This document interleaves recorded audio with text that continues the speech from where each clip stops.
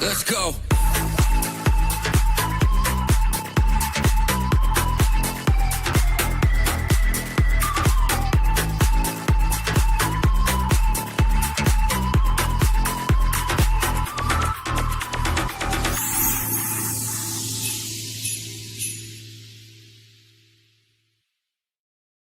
Rogers kicks it to the back post. Sancho heads it down. Oh, I can't score. Buendia still. Kamara. Bodies flying all over. Buendia. Yeah! Emi Buendia wins it for Villa. Come on. The ball was bouncing all over in the box. Bodies were flying, but Buendia kept his head, clips it into the goal. 2-1 Villa, and he's won it for Villa, and Villa are challenging for this title. I am telling you, Martin. I'm telling you. Come on. Hello and welcome to the Villa Park podcast. It's me, Rich, and I had to relive that moment again and let you guys relive that moment again because it was absolutely amazing. I'm here with Dan and Sam to reflect on a phenomenal victory for Aston Villa, a brilliant performance, a much-deserved performance. Make sure you hit that like button, hit that subscribe button. We're marching on to 10,000 subscribers. We're on the road to 10,000 subscribers. Please do help us get there and keep your comments flying in. We've got so many comments already in the chat. So it's going to be a lively show tonight. Sam, we're going to try and make you feel better as well. You've told us backstage you're not feeling too well. I know you're enthusiastic about the victory, but just your thoughts on in general about that win yesterday afternoon, mate. Well, I will say that that's the best start to any podcast I've ever been on, and that's not sarcasm, despite my usual traits. I've watched that video of you and Mark about 20 times, if I'm being honest. It's just absolutely mint. And I don't know anyone else, but since about 2:30 yesterday, I've been trying to consume any content about that goal, about that second, about that minute. And when we scored, I was actually holding my son, who's 11 months old. And naturally, I went nuts and I handed him to my mum straight away. He started running around the house and came back to find the baby crying because I think I might have scared him.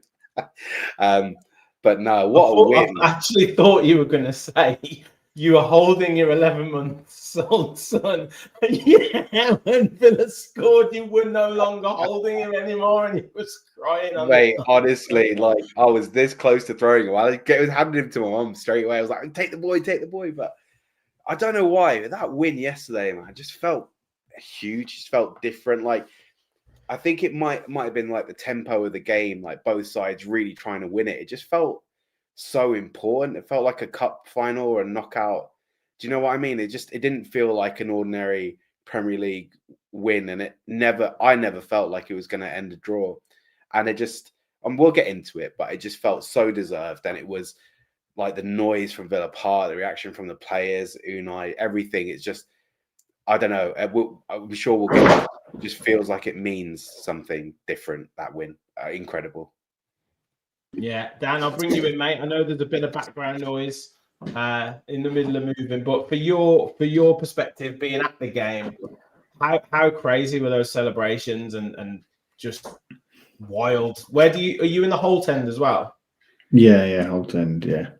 It was, I think I said to you just before we came on, it was because some people tend to like do try and beat the traffic or get the train, and it was sort of, even a couple of the people that around me that get to about 88, 89 minutes and like see in a couple of weeks that they hadn't left, and it was still pretty full. But yeah, when that went in, it was probably like when Duran scored against Munich. It was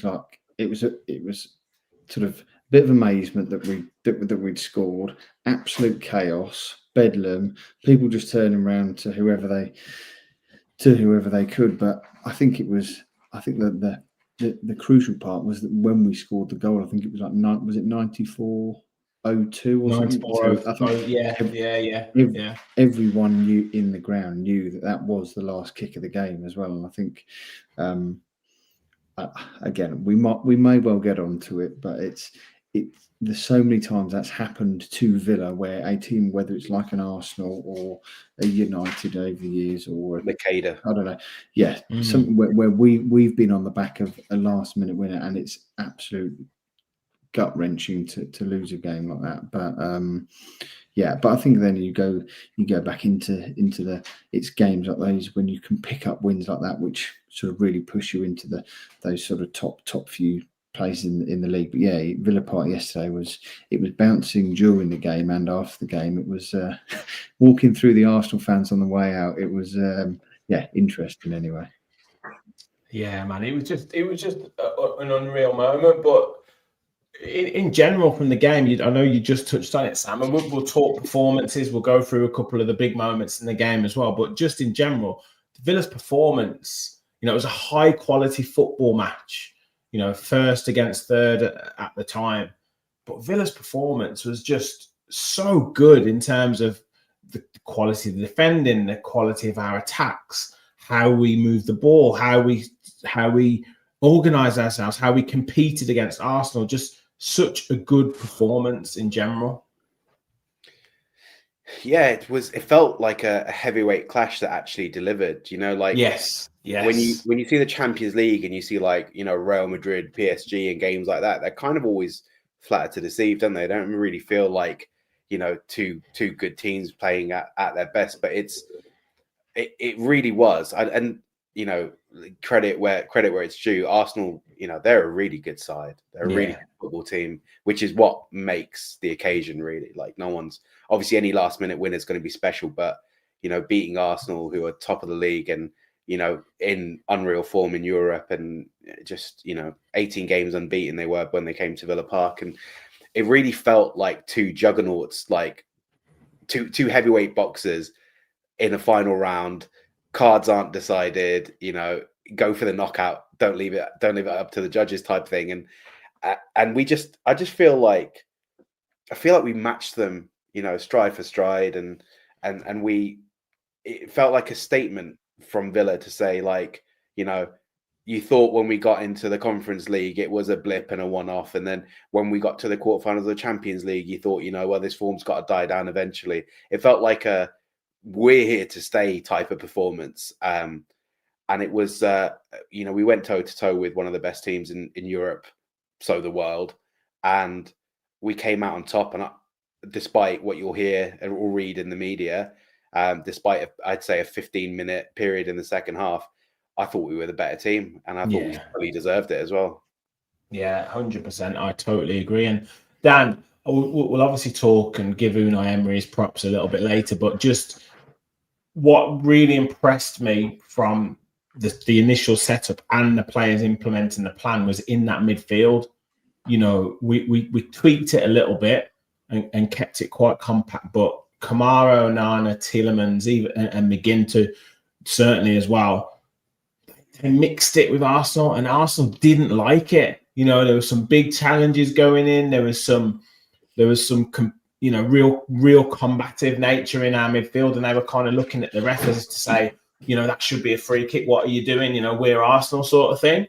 But we just weren't having any of it. And I've bored Sam to tears with how we should be more physical and over the years and what we need to do. But it was so pleasing to see us just dominating so many times in that midfield. But not just that, but we were able to drive forward with the ball. We were able to play quick passes. We just bossed that midfield against what is arguably the best midfield in the country.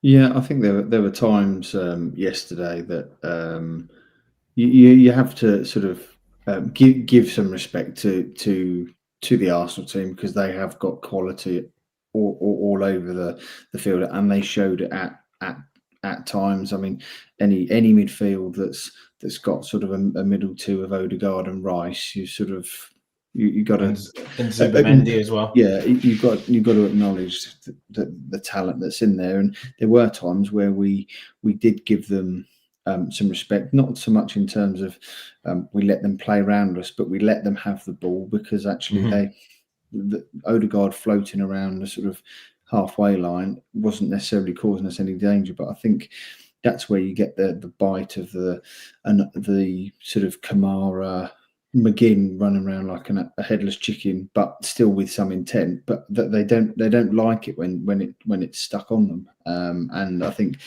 that they pressed at the right times.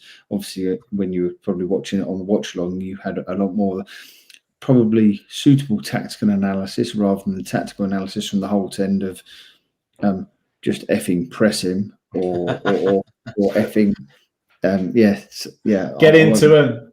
Yeah, something along those lines. But yeah, I think they pressed when they needed to, and we sort of certainly kept the ball when we needed to. There were the odd sloppy pass, but actually when we needed to break through the lines, you had the passes from Tielemans, you had Kamara mopping up slot. So yeah, I think across the midfield it was really promising to see. But as I say, if you can come out equal or just on top of that midfield of Zubimendi, Rice, and Odegaard, you're probably going to be on the right side of the scoreline. So I don't think anyone dropped to sort of a sub 8.5 out of 10. Everyone was pretty much on their game as they needed to be, even those that came off the bench. So a really good battle to win. Yeah, don't forget Odegaard did win man of the match. So I was going to bring that up later, but Tombo's talked about it a couple of times, and it's hilarious. It's hilarious. Let's get into the game, and then let's talk the big moments, and then we'll probably cover some of the other moments with performances. But Sam, Matty Cash, yet again. I called it, didn't I? This guy he's doing everything at the moment in this right back position. He's getting forward, he's scoring goals, he's defending well, he's matching wingers for pace, he's matching their feet movement, he's stopping them from beating him, he's getting blocks in. He's just been absolutely fantastic. And what a strike, the technique to kind of control that is not easy. And great finish, and fully deserved goal. Yeah, I mean, it's a weird one because I'm not. I don't think I deserve a smug "I told you so" moment about Matty Cash, because I've been a critic of him over the years, and I always said that his his proclivity towards an error or just a silly mistake is one of his big downsides, and I've always thought he's better going forward than he is defending, but. I think it must have been the preview for Arsenal that you and I did, and we were talking about potential. I know it was a fans forum on Tuesday last week. Yeah, and we were talking about potential signings for the summer, and everyone was saying right back. And I did say, I'm pretty happy with Matty Cash at the moment. I can't lie. He just I don't know. He just you're absolutely right. He's doing everything that you could hope that he does. He's like very. I like some of the things he does defensively. Like, he always puts his arms behind his back and he doesn't rush in, but he's never too far away from the ball. Like, he's always in a good position to block it, but he's also in a very hard position to beat one-on-one.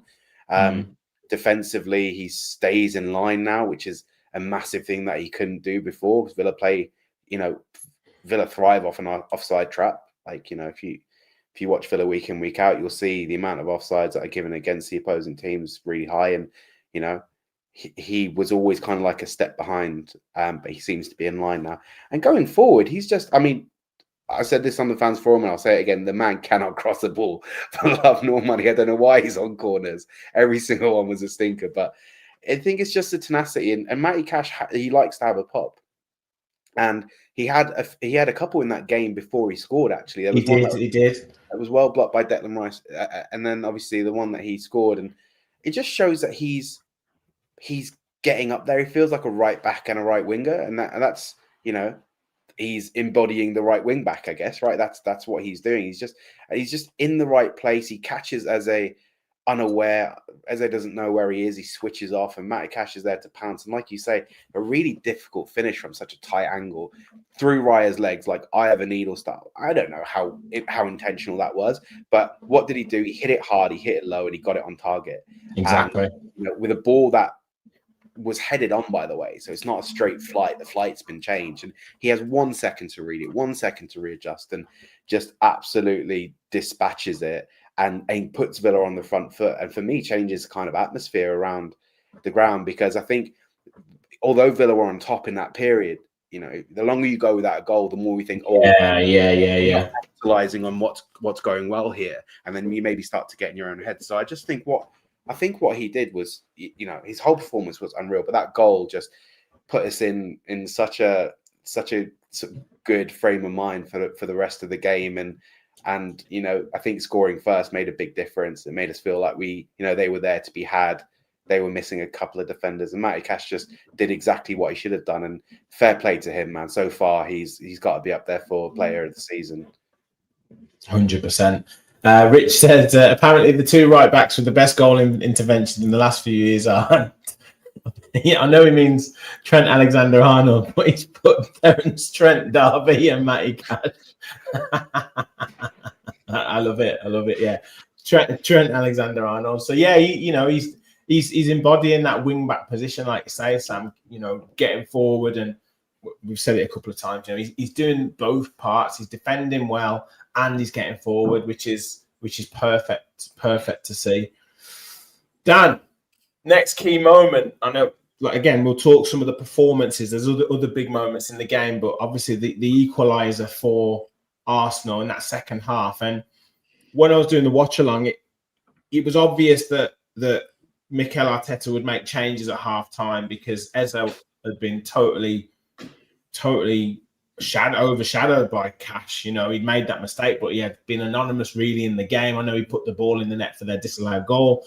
Marino wasn't getting in the game at all. So it was obvious that we're going to bring a focal point up front and then, make the change out wide with Trossard. And he did have that desired effect. And people on the watch along in the comments were saying, Villa need to stop sitting back. But it didn't really seem like Villa were intentionally sitting back. No. It was just Arsenal came out and they just like for that 10, 15 minutes, they did dominate us territory and just stepped up and went, right, we are, we're here. And they did that. And it was funny because at that, we just weathered that sort of first 5, 6, 7 minutes. And unfortunately, Onana loses out to Declan Rice, and then they just pounce, and obviously it goes to Trossard and he puts it in. I think that's just a foul, by the way. Yeah, maybe. Can't elaborate on that, but I thought it was a foul. Maybe. But yeah, your reflections on it, Dan, and just what you were feeling at that moment when they did score that goal. Yeah, I think that they may have said it at halftime on TNT that Arsenal are going to change it, but I said to the guys around me, I said, Arsenal will fly at us for 15, 20 minutes because they've got nothing to lose. And you look at their bench, they had quality on the bench to bring on. And to be fair, as soon as I saw Trossard sort of stripped off, ready to come on, I said, oh, Trossard always likes a goal at Villa Park. And it was. I wouldn't say it was unexpected, but it was what I thought would happen. That Arsenal they'd be much more aggressive in their press, and as you see, even when it did look like sort of Onana sort of lost the ball, but also there was some referees may have given it, and obviously they didn't give it yesterday. But you just knew that they were aggressive in the press, and as soon as they got that ball, I think they had 4 or 5 flying forward. I can't remember because I think the ball got crossed in by Saka. Saka like pounced on it once the ball was won by Rice. Odegaard then he passed to Odegaard, then overlapped Odegaard, and then put the ball across. Yeah, I think Gyökeres was obviously in the box, but Martinez got his fingertips to it, and then it was kind of bundled in at the back post. Really, it came off Konza or Cash and went in. Yeah. So other than that, and obviously they had the disallowed goal for offside, and I know they had some pot shots in the first half, but really that was their first that was onside, their first real sort of slicing through us. And actually, if you then look at the rest of the game, I know Trossard had a volley and his left foot that went just past the post, but other than that, they didn't cut through us that many other times from recollection, and we were able to sort of keep them at arm's length and keep them at pot shots. And Odegaard had that shot from about 25 yards that Martinez tipped over the box, over the bar. But you're like, sometimes, but I know Don Goodman would say it's unsustainable because you can't keep scoring goals from outside the box. But actually, if you can see if Odegaard scores from there, you've sometimes got to put your hands up and go, all right, fair play. He scored from 25 yards against one of the best keepers in the world. So we were able to keep them to pot shots. And actually, I think Emery was I wouldn't say was happy, but was content that actually if they want to shoot from 20 yards, feel free. So it wasn't unexpected for them to cut through it, not to cut through us, but to come at us in that first 15, 20 minutes. But it was a resolute Villa that actually maybe a 5-6 years ago when Arsenal got that first, you're thinking, here we go, this could end up, if they're not careful, 2, 3, 4. When actually we played really well, and Sam made a good point, and you made a good point. Actually, scoring that goal from Cash in the first half was actually probably the least we deserved, because we had played well. But the number of times, the game that comes to mind is Tottenham. I think 2 years ago we absolutely battered them for a half. I think we had like 5 or 6 shots, one-on-ones. It was 0-0 at half time. It was under Gerrard. And we lost the game 4-0. And Tottenham were nowhere near us. But I think now we're sort of starting to see where even when when we're on top, we're able to score. But even if we're not completely at the races, we're not completely out the game. So it wasn't unexpected. But I think we weathered that storm. And actually, once Arsenal scored that goal, we actually said, all right, we'll raise our cards to you, and we'll come back at you. It was a bit like a basketball game, I think, after that, because it was sort of end to end. But I'll take it. Yeah. No, I was just about to say, Sam, as Dan said there, in previous sort of incarnations of Villa, they would have probably crumbled a little bit then, and it would have been, a couple of goals for Arsenal, and maybe they go on to win the game. But it was that character, that resilience that, I don't know, maybe past experiences of kind of grounded Villa and sort of made them a little bit more resilient, or quality of player, maybe a combination of all of that. But they actually reacted better to that goal, and then we started having the opportunities, we started having the chances, combined with the key substitutions that Unai Emery was able to make as well. I'm starting to forget this old iteration of Villa.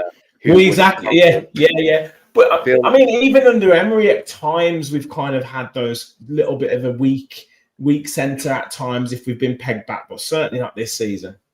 I think under Emery there have definitely been sort of moments where we haven't capitalised on opportunities on games where we should have won, which is another Villa trait.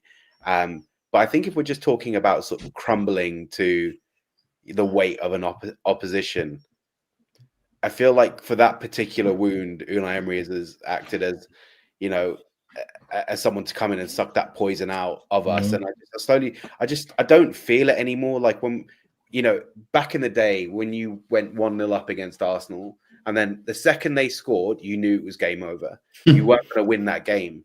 Whereas now they scored, and I was like, come on then, let's have it, see what happens. And you could see it in terms of the players. And there's something I really want to talk about. I don't know if this is the right segment of the show to talk about it, but it was the mentality that for me not just won us the game, but like the thing that I celebrated most about yesterday is just, there was at no point in Aston Villa's thinking was, do you know what, 1-1 against Arsenal's not a bad result. We could take that and we could build on that. That's not they're flying high, top of the league, really good side.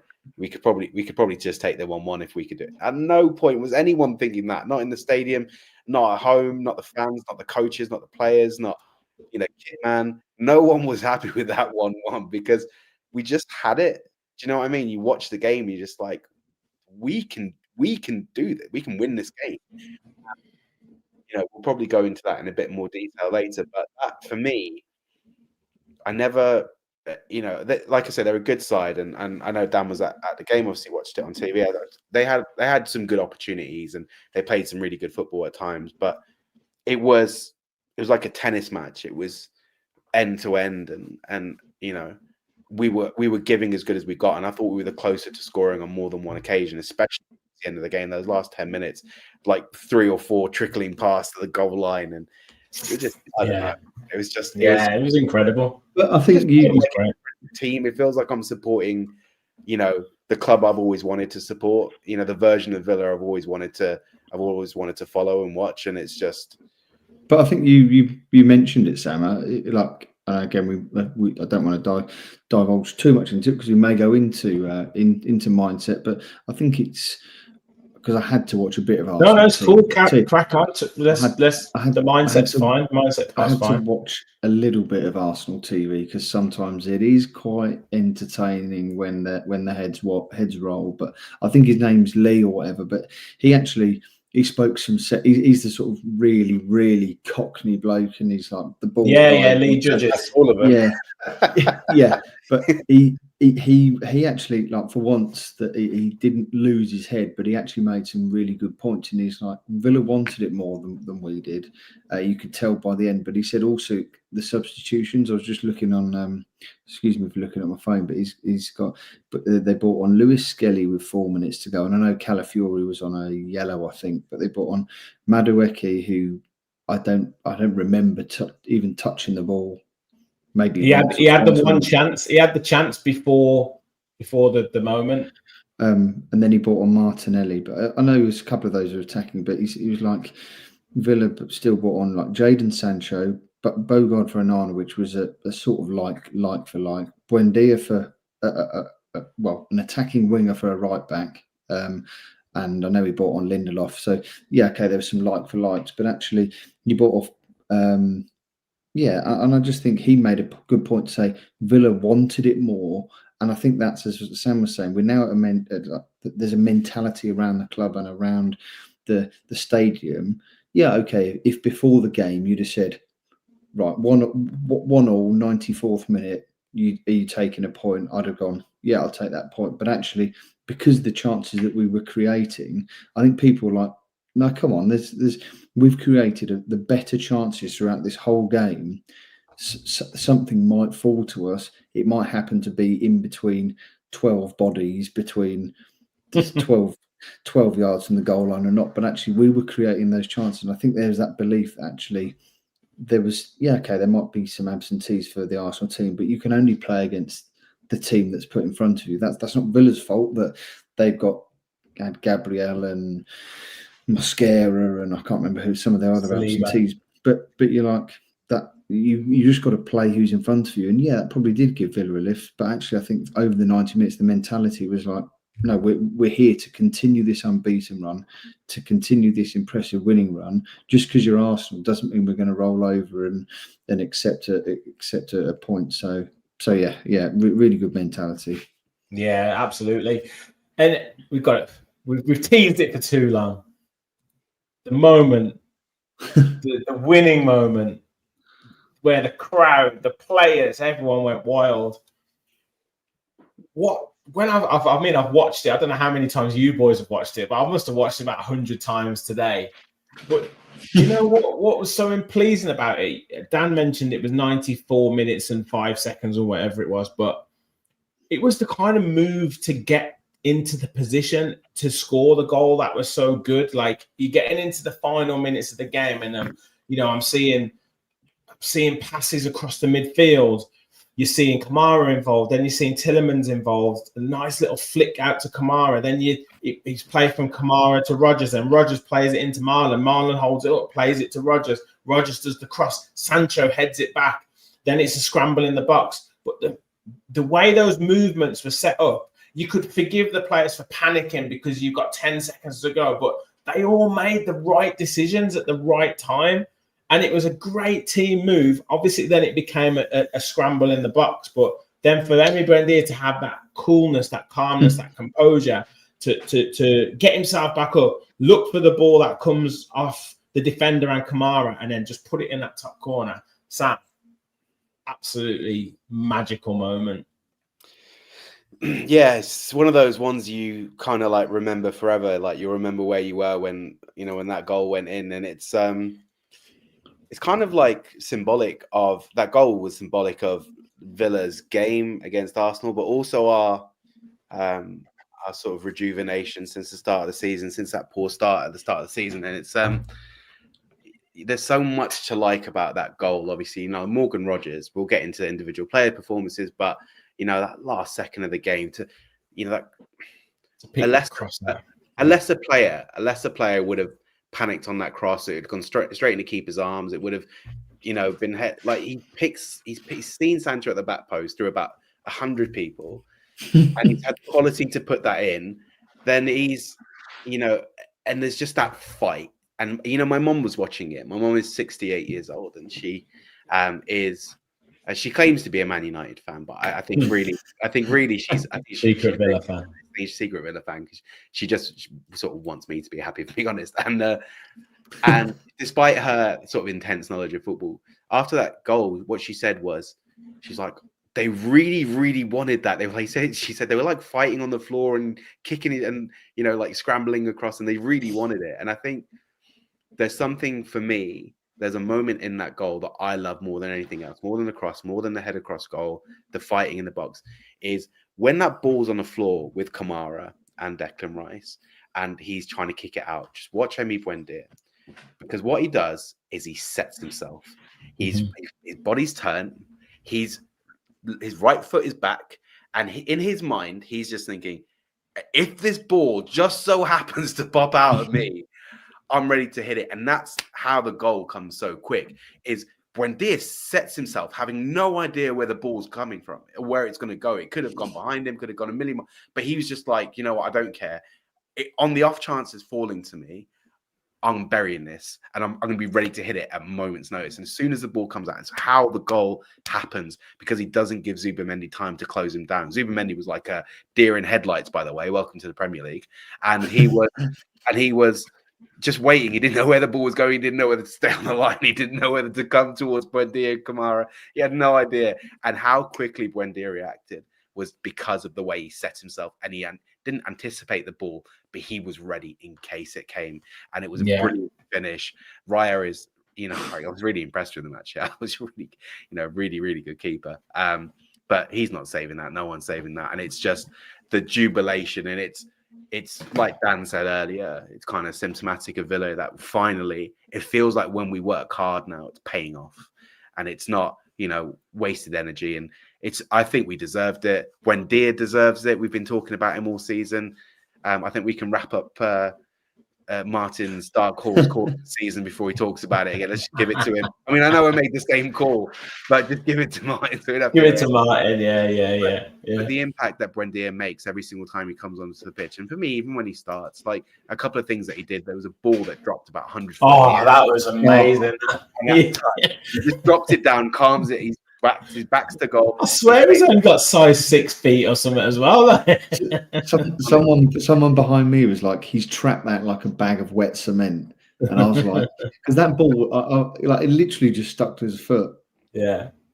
Honestly, he's got some great touches. He has, and he was only on for 10 minutes, but what an impact! What an impact! Yeah. He deserves it as well, and he deserves it. And a lot of people were thinking in the summer he wouldn't be here, and it's, I've always felt like he's a player with quality who just hasn't really managed to get into the rhythm of how we play, or the rhythm of the highest level that Villa have been playing at for the last couple of years. And he's just, he's just not given up.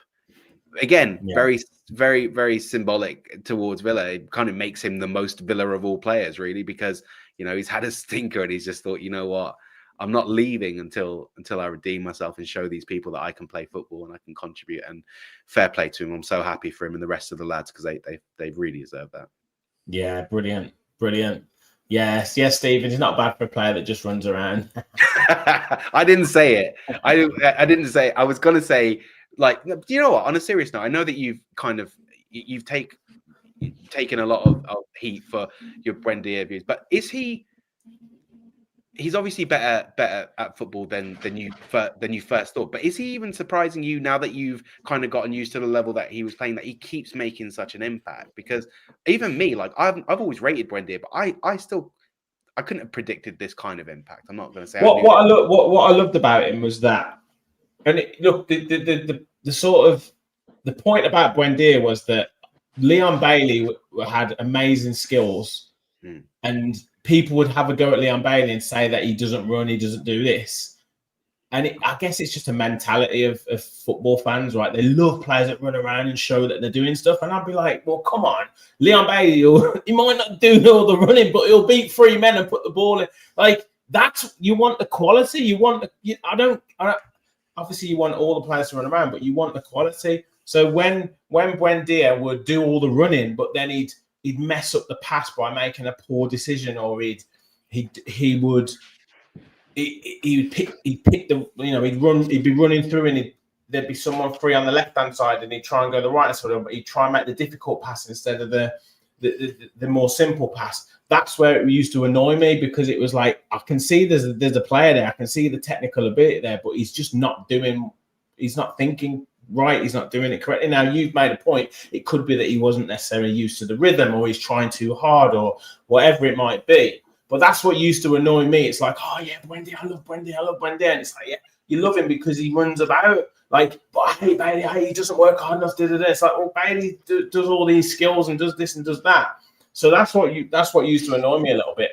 But it doesn't really surprise me, because you can see how much technical ability he's got. I just really love and I appreciate the fact that now it's starting to pay off for him. Like, he is. There was a couple of times in the game, the other night, the Wolves game, where he did make a couple of poor decisions, but you have to give him the credit for trying these things.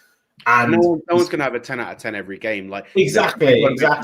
Buendia's had a couple of off games. Like, yeah, exactly. By the way, then we're He's got 4 goals. He's scored a wonderful free kick against Bournemouth. He was the inspiration.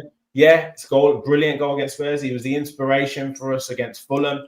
So in a time where we needed that inspiration, he's come through and done it. So yeah, I don't think it surprised me, because I knew he was a good player. I'm just glad now that he's maybe even calmed himself down with his performances.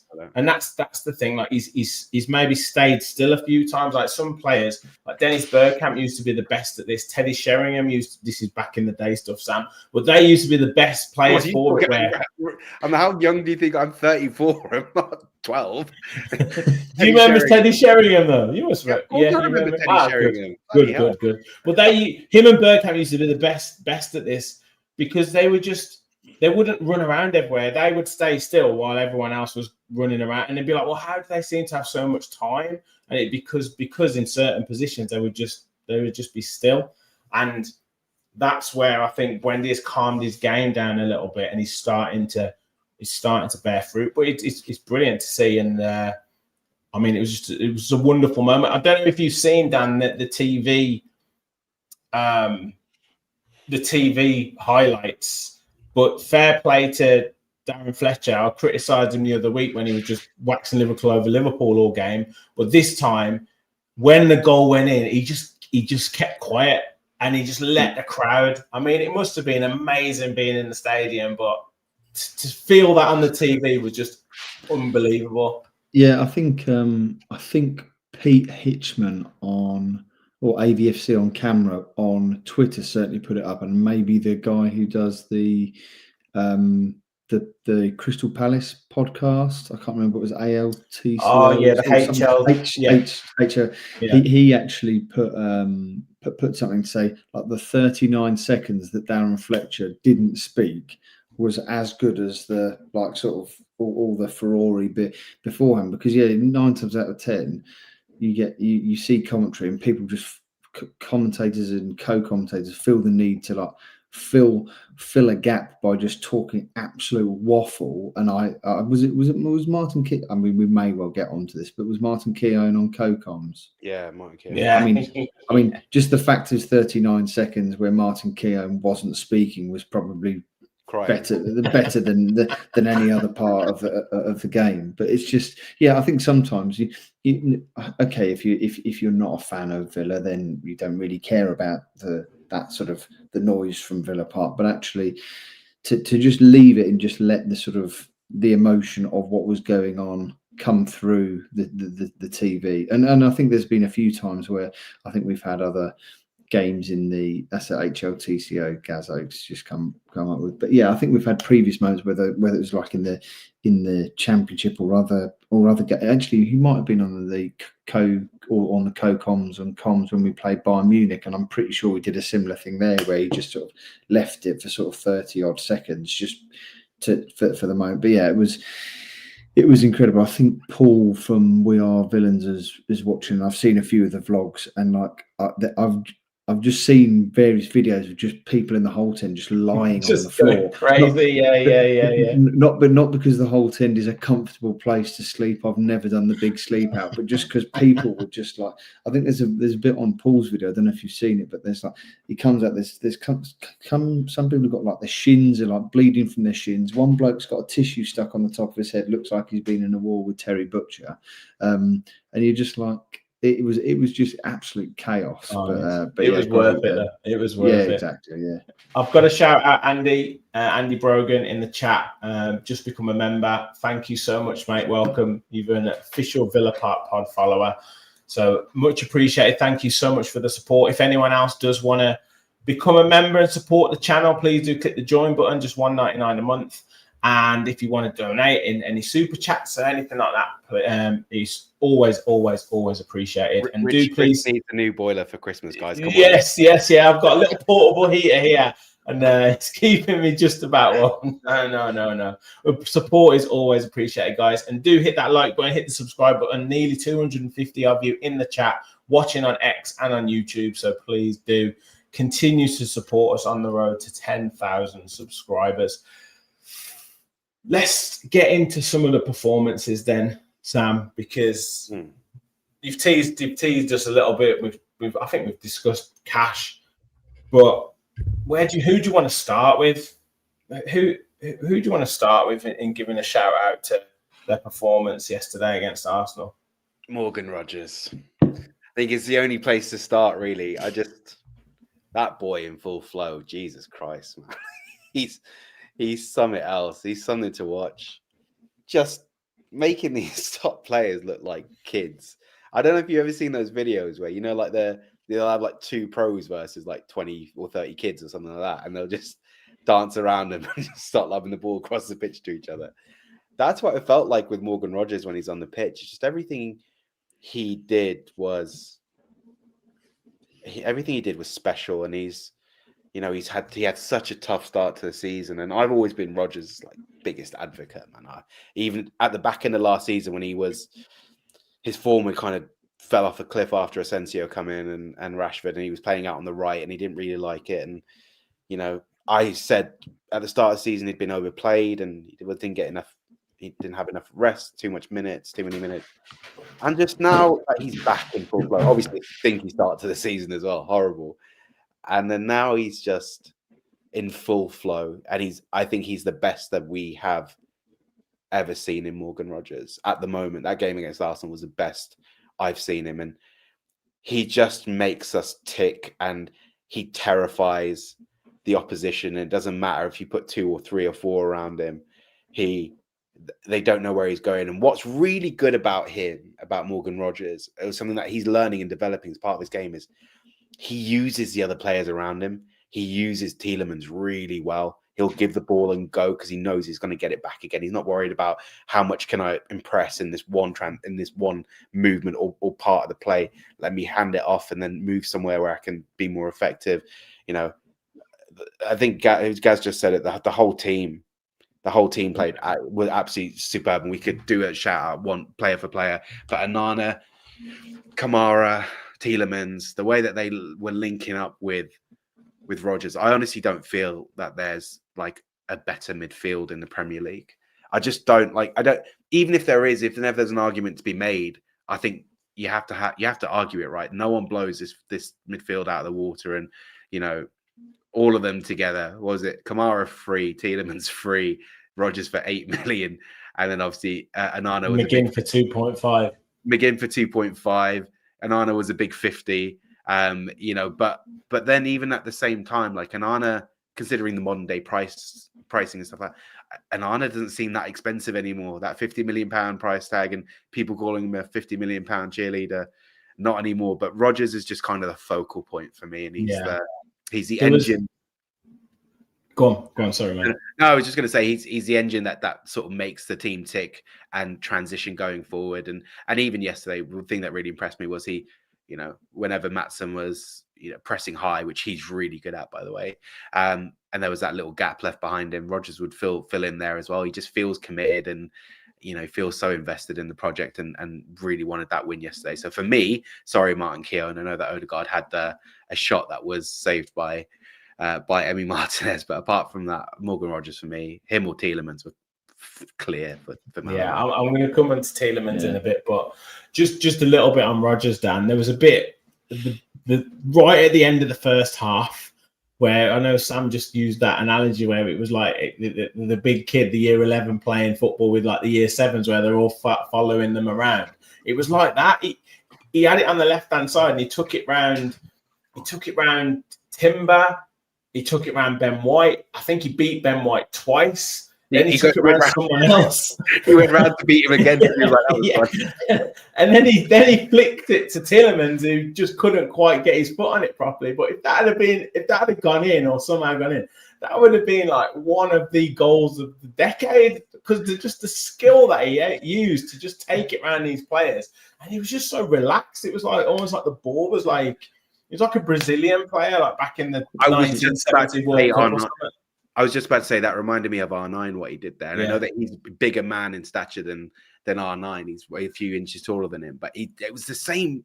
Sorry, I'm jumping in. Dan, you carry on. But just when you said Brazilian, that was exactly what it was R9. I was like, that's crazy. I mean, it's funny with Rodgers because I know that I think it was last season or maybe the season before. It must have been last season. He did something similar then, and Sky were raving. There was a bit. I don't know if you remember in the previous game. Oh yes, when he took it past Partey and he took it past Partey and Rice. And they were like, "This bloke with the ball is like on another level." But yeah, I know for the criticism that I know I sort of pointed in his direction.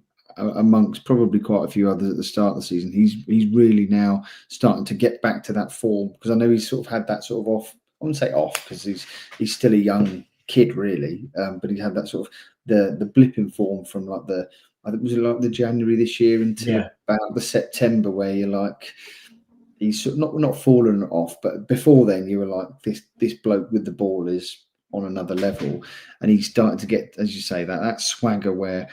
He'll run through players. He's keeping hold of the ball. He's making the right passes. He's actually been he's sort of being that player that can drive us forward 20, 30, 40 yards. And it's not like we're giving him the ball to do that, but when he gets the ball, he is doing that.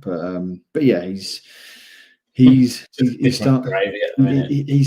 certainly putting his hat well and truly in the ring to be a firm name in that squad for the World Cup, because he's starting to replicate that.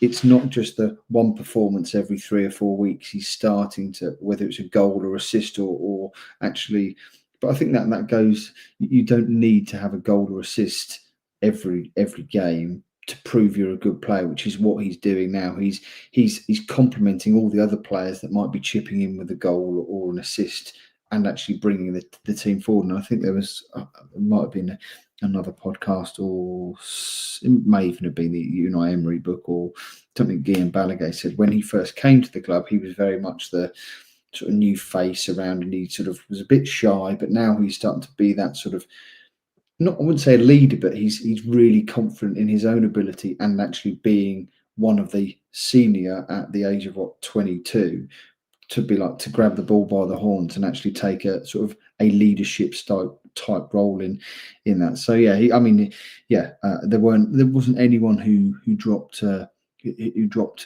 sort of a 7 or 6 out of 10 yesterday. Everyone sort of was on the game, and we might get onto it. And I know Sam's a big Watkins fan, but even we're not talking about him today. We're not talking about him today. But yeah, I mean, escaped. Again, you sort of look at those, and he could have scored, but actually, he did a lot of work up until the point that Marlon came on. That actually those defenders knew they were in a game and they were stretched. So I don't think anyone did themselves any favours in terms of putting in a Bad poor performance. performances. But Yeah. Rodgers very good.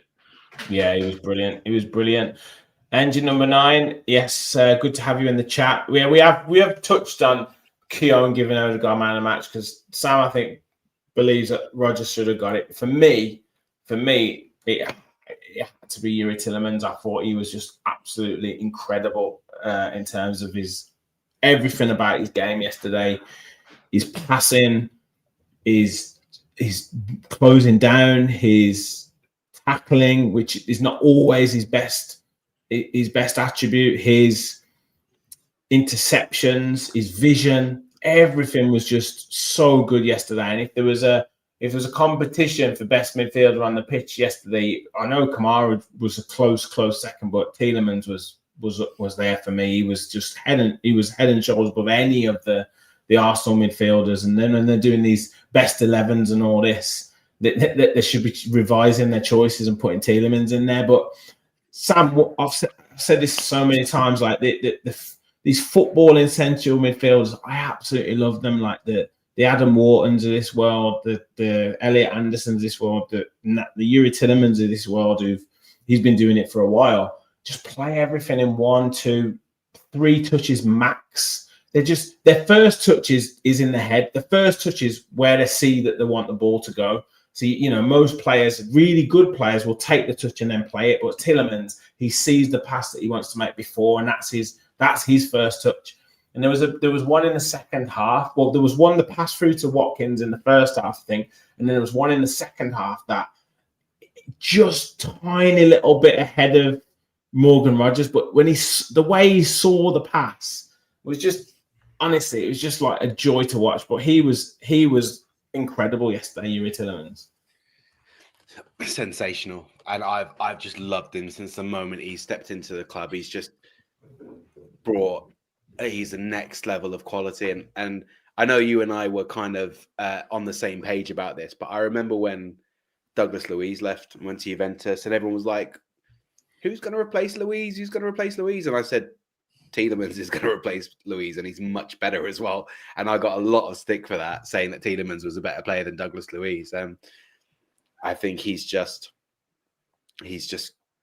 has a quality that that our midfield is just so desperate for. Like, you've got Kamara, who's the sweeping CDM, and Anana, who he brings a multitude of different things. He's got sort of heading abilities, at height, physicality. And then you've got the little number 6, although he's obviously a number 8. That's his shirt number, but the little number 6 in there who plays box to box and just connects everything together. And like I said, when I was giving Morgan Rodgers his praise, the reason that he looks so good at the moment is because he's utilizing Yuri Tillemans, and obviously because he's doing incredible things. And more fair play to Morgan Rodgers. I've already given him loads of props, but the way Yuri Tillemans connects that transition from defense to attack, it's just something else. He's a beautiful player to watch. He's one that he's one that I was watching the game with my boys, who are, as I said, one is 11 months old and the other one is 3 years old, just turned. And there was times when I was like, "Boys, watch what he's doing. Look what he's doing. Look at him." And I want them to learn from him. I was literally pointing at him. I was like, "Look at the way he plays that. Look at the way he scans before he receives the ball." And I think it's rubbing off on the rest of the team. And I don't know, it probably won't get spoken about too much, but did anyone notice that pass John McGinn made yesterday? Oh my God! Is this the one in the second half where he literally played it from like the halfway line through to Rodgers? To Morgan, and he just cuts out 20 men. I've never it's such a Tielemans pass or mindset, and I feel like the boys are learning off each other. They're all getting different attributes. You see the amount of Villa players now who try and use their body the same way that McGinn uses his body. You see people who try to find a pass the same way Tielemans finds a pass. And what I really like about these players is that they're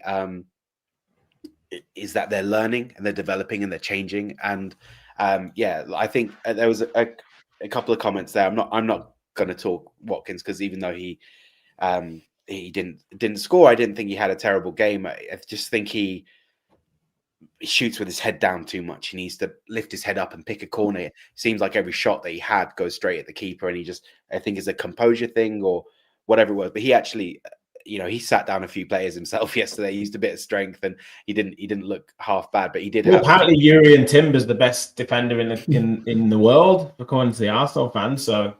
Yeah, I think they generally mean it right back, but I know. I'm just playing. But yeah, no, I think Tielemans he's just a special player, and again, he's one that we got for free, and a lot of people when he first joined questioned his attitude and his fitness. Some people called him fat. Some people said he was a long shot merchant for his goals at Leicester, and he's everything you want in a player who plays in that position, and because of the players that he has around him, and this is the same for everyone, because the players around him are allowing him to do what he does best, the same way he's doing that for other players around him.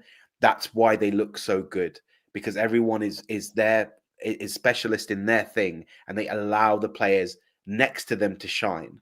And that's what I noticed about Villa's performance yesterday, is that everyone looked good because the players around them are doing their jobs. Perfectly. Yeah, absolutely. Weston said Rodgers did a great pass in the first half too. He swiveled on it and dropped it over the Arsenal defender. Yeah, I remember that one. Invisible Man said the Lions gobbled up those Arsenal chickens and rice. Exactly. Stephen said, I think the players learnt a few things from the two loanees last year as well. Wesley says, McGinn is a one-man army. Every team needs one. Yeah, I did a little short about that. I had a little YouTube short done about McGinn. And can we have it out, by the way, about that short? Because if you go back and watch our fans forum, I did this monologue of McGinn for about 20 minutes, just saying how unique and special he was and talking about that 300. And you clipped the 10 seconds that you spoke about McGinn, and that was what went out. Like it was your blame my editor, Callum. Don't blame me. Me and Callum were both playing because I saw that. And then you poke up at the end going, I wonder if Jack Grealish regrets it. Exactly, like on the Jack Grealish. It was I was the one who talked about McGinn in the first place. I was talking about how special he was and 300 games and how amazing. And then you come in with your 10 seconds. I was fuming. And you tagged me in it as well. So I thought, naturally, I'm going to be in it. And I'm 2 seconds. Fuming, mate. Yeah, you rejected it at first. I should have kept it rejected. Yeah. I hadn't seen it when I rejected it. So I was just fuming. Yeah, class. But I think Dan's right. I think you've mentioned it as well, and loads of the comments have said we could mention every player because it was just such a good performance. I really hope that we continue that momentum. I hope we've talked about the mentality. I don't want that mentality to kind of ebb away in these big performances that we've had now, similar to a couple of years ago, where we need to step up that. We need to use that and harness that to keep going, which is really key. But just before we finish with one big question that I want to ask you both, mention on the manager, because I don't know who was on. Maybe it might be Brad. I can't remember when we talked about it, but in the game against Brighton, he was so animated on that sideline. He almost dragged Villa. The substitutes could see how he was on the sideline. He almost dragged that performance, that win out for Villa. And similar, a bit more calm on Saturday, but he actually was more joyous. Like I've not really seen him Emery for a long time be that kind of, I guess, happy and jubilant in the celebrations. Like he was hugging the players, he was doing everything, and like it was just so good to see. But prior to that, the substitutions, the calmness, the tactical plan. I mean, it's just masterful at the moment what he's producing for Aston Villa. Yeah, I think you look at. I think certainly always against whenever Emery comes up against Arsenal, it's always going to be whether it's talked about on TV or social media, it's always going to be Arsenal's the team that Emery failed at, and Arsenal, Emery, and it's always going to be that thing. So I think anything when he comes out on top of Arsenal is always going to get amplified. But again, you look at, I mean, we will probably wax lyrical for years because at some point, unfortunately, him and Aston Villa aren't going to be together forever. But you could wax lyrical about how good he has been for not only the club but the players that are here and that have been here, but also the fans, because you can watch football for 20, 30, 40, 10 years and be like, I know how I want to play football. But actually Emery's taught Villa fans how actually you can play another style of football. So there's things that he does which do take time, and I think that's the problem. As your football fans, you expect instant success, and you're like, Unai Emery, Christ, he's won all these trophies, he's going to come in, and then we're playing slow football at the back, and you've got just hoof it, just get the ball forward, and you're like, but people have come to realise that actually there's a reason he does that. There's all this analysis, there's stats, there's X, Y, and Z in terms of why he wants Martinez to keep hold of the ball for as long as possible, to then play it to his centre back. So the things he's done for some of the players as well that you didn't think could go to another level. The number of times that I absolutely love John McGinn, as does probably 100% every single Villa fan. But the number of times that he's sort of got to a point and you're like, I don't know if if the club have outgrown McGinn, because he's gone from the Championship, blah blah blah. We got through to the Champions League, and you're like, can he go again? And then all of a sudden, Emery still has his faith in him, and he's still putting in 9 out of 10, 10 out of 10 performances, and you're like, even if you spoke to John McGinn when he signed for Villa, that Hibernian youngster, 7 years ago that he joined. Mm-hmm. If you just said, right, in 8 years' time, you'll still be at the Villa, you'll have played in 3 consecutive European sort of competitions with the Villa, you're club captain. Because players nowadays don't stick around for more than 3 years. I think his game is just, we all knew he was a bit of a battering ram. Mm-hmm. His left foot was like a traction engine, but now you're starting to see, like Sam mentioned and you mentioned, he's starting to find those passes through, which actually have a bit more composure and finesse rather than just absolutely launching it 60-yard diagonal and then just chasing after it. So yeah, the things that Emery's done for the club, the players, and his ability to change a game within a game. He's not afraid to. Again, we talk back to maybe a few years ago where it's 1-1, and you think, let's just, for example, let's use the bench that we had yesterday. And I know we brought on Lindelof and Bogard, but he could have gone more defensive and just actually shored up the back. We could have gone 5 at the back, 4 in midfield, and just left Marlon up top. But he's brought on Sancho, he's brought on Buendia, and actually, like, he's shown the intent that we're here to win games. We're not here to just settle. So yeah, he's been superb. But just the last thing on him is, funny enough, I mentioned to a couple of people earlier, that's not the first time, but he actually showed some pure emotion when that Buendia goal went in, and like the grin on his face. I wouldn't say he's like stone cold. Who's the wrestler? I don't really follow wrestling. Stone Cold Steve Austin. Yeah, but sometimes he's got deadpan face, and he'll just a little subtle. But he's like bouncing up on a trampoline down in front of the main stand. Then he's hugging Rodgers. Then he's high fiving people. I know. I've never seen him hug Morgan Rodgers before.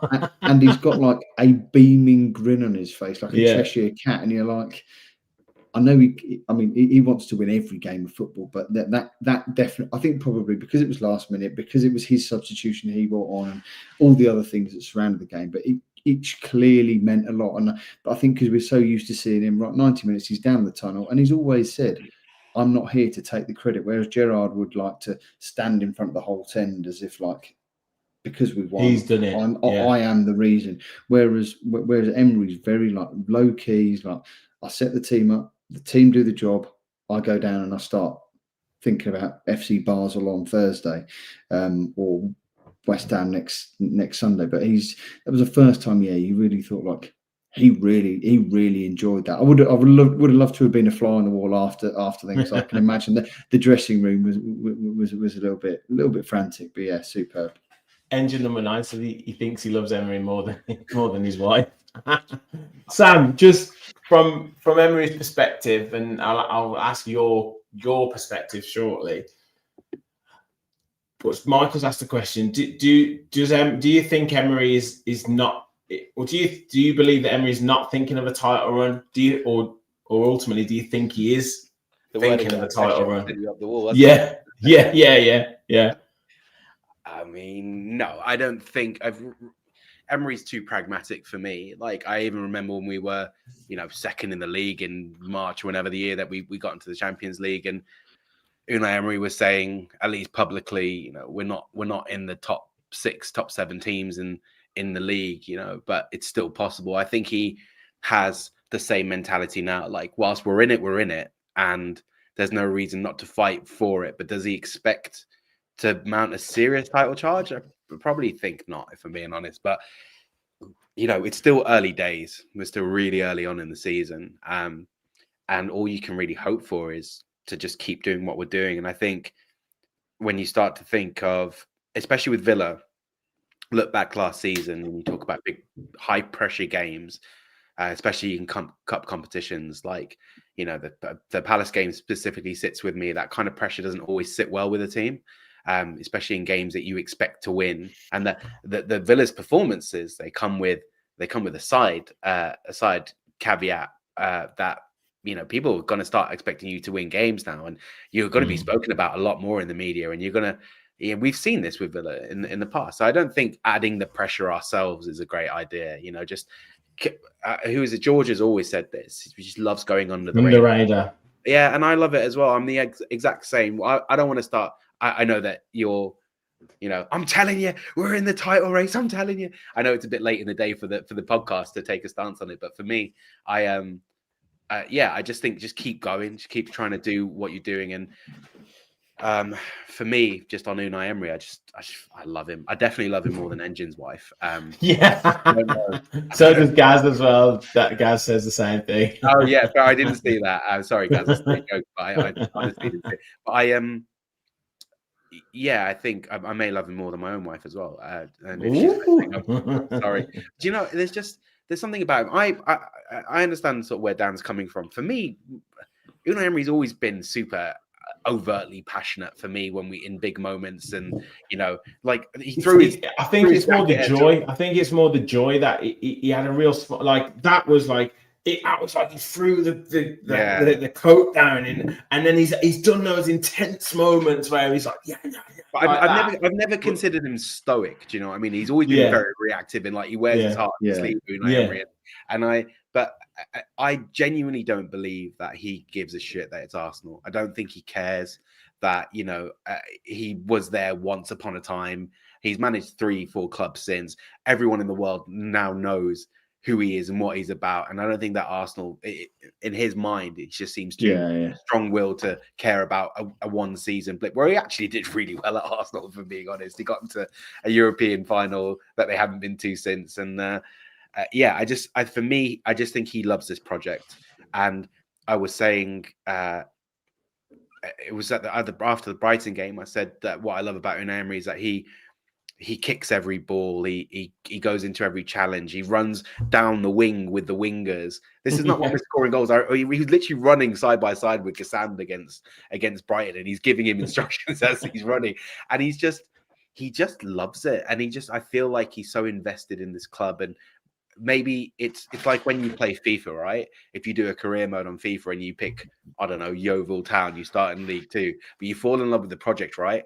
And I've gone from League 2 to the Champions League or whatever it is. And it may not even be the badge. It might not be anything specific about Villa, but this project, what he's built, what he's working on, I genuinely believe is something that he loves. And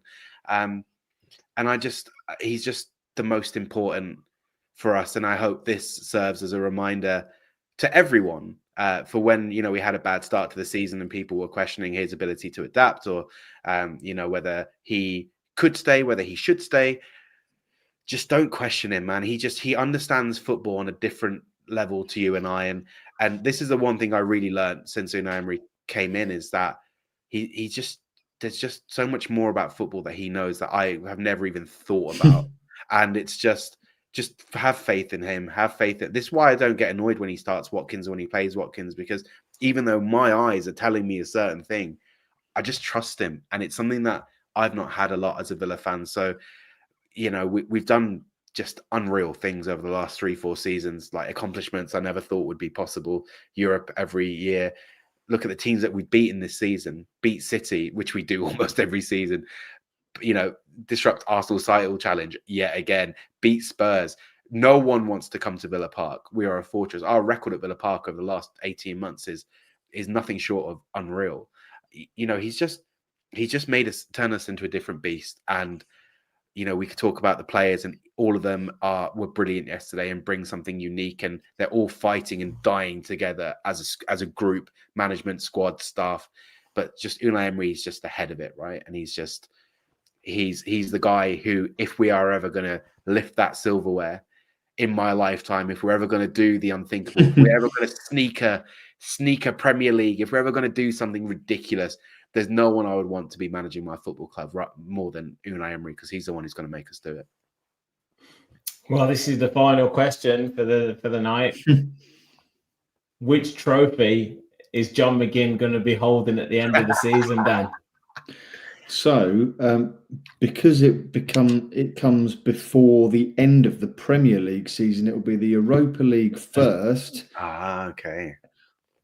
So I'm saying first because I think there might be more than one. No, I think after yesterday's performance, and I didn't need yesterday's performance and win to vindicate the fact that I think we might win something with Emery, but actually, we're mixing it continually now against the teams that all the other pundits are like, well, they're surely going to win the Premier League, and you're like, okay, well, we've beaten City at home, we've beaten Arsenal at home, and we didn't just beat them with a fluky last minute. We were actually mixing it with them, and probably could and should have scored 3 or 4 against them.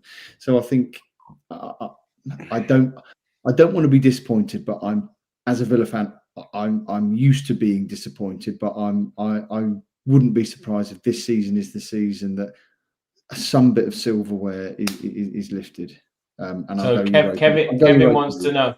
Kevin wants to know both Europa League and Dan. Are you going to say it? Or are you going to say the FA Cup? Because that ain't happening. No, because we'll right. Yeah, we'll have 2 attempts at Wembley, and we're not going to win twice at Wembley. So yeah, Premier League. Let's have it then. Yes, Dan, I like it. Sam, are Villa in a title race? I mean, right now, yes, we are. Will we be in a title race in April, I think, is your question, right? Are we in a title race now? Yes, we are in the top 3. We are 3 points away from Arsenal. We are 5 points clear of Palace in 4th, who, are terrifying to look back on because they seem to win every week. But yeah, right now we are in a title race. And the question is, where are we going to be in March? Where are we going to be in April? Can we keep this form going? What's going to happen with injuries? What's going to happen with... There's so many variables to the success of the season. I think the one for me, the most realistic trophy that I think we can win is the Europa League, because I think I might be wrong. I'd be interested to get both your thoughts. Actually, I actually think it's easier to win than the FA Cup with Emery's experience in that competition, the quality of football across Europe, the teams that we might come across against. For example, the FA Cup, we could draw, we will, United in the 3rd round. Well, and it's one game, isn't it? The FA Cup, whereas if you get to knockouts, you've got 2 legs to navigate. Exactly. Yeah. So I think, for me, I think the Europa is the most realistic target, because I think we're one of the strongest teams in it, as opposed to the Premier League and the FA Cup, when you would argue traditionally we're not. But also, I think the consequence of winning the Europa League is you get into the Champions League and you get a fat paycheck as well. So it's one of those where I would take the Europa Cup, the Europa League. I would take the Premier League, and then the FA Cup. For me, I said on a couple of weeks ago, I'd be happy to drop out of it, if I'm being honest, because I just feel like if we focus on those 2 competitions, I think we could make the Champions League both ways. I genuinely think we're on course for a top 4 finish. And I also think that we have a really good chance of winning the Europa League as well. So look, I'm a realist. I'm a pragmatist. I don't think... I think it's very unlikely that we can win the Premier League. That being said, every season for the last 10 years, well, actually, since Leicester won it, every year since Leicester won it, at the start of the season, I put a tenner on Villa winning the league. We used to get 500 to 1 odds like Leicester did. I think this year it's like 5 to 1. So I'm not making as much money back. But yeah, there's always a chance that we can win it. Like Kevin says, someone has to win at the end of the day. But that for me would be game over. We've completed it. I don't even know if I'd watch anymore. That would it'd be done. Yeah. Yes, but one thing for sure, we're going to enjoy the ride, and we've got a really good squad, and we've talked about the mentality. The mentality does at this present time seem different, whether it's due to those experiences, those disappointments, whether it's due to the trust in the players a little bit more and the improvement of the players. I think it's probably a combination of all those, and it's great to see at the minute, and we just want every game to keep rolling on and on and on, and it's just fantastic. And I am confident a trophy will be sitting in the trophy cabinet this season for Aston Villa. I am confident. And which one? Don't think you can get away with asking Dan and not asking as well. No, I think it'd be the Europa League. I think it'd be the Europa League. Yeah. Do you think we have a chance? We are in a title race. We are absolutely in a title race, but I don't think we'll quite have enough to win it. But we'll see. We'll see. Stranger things have happened. Who will we buy in January? That's it. That's the question. Because January transfers have, and this is probably a fans forum for Tuesday. Before you switch me off, but January's always been a pretty good month for Unai Emery in terms of bolstering the squad and bringing people in. And we generally, correct me if I'm wrong, better in the second half of the season. Yeah, and we've bettered the squad.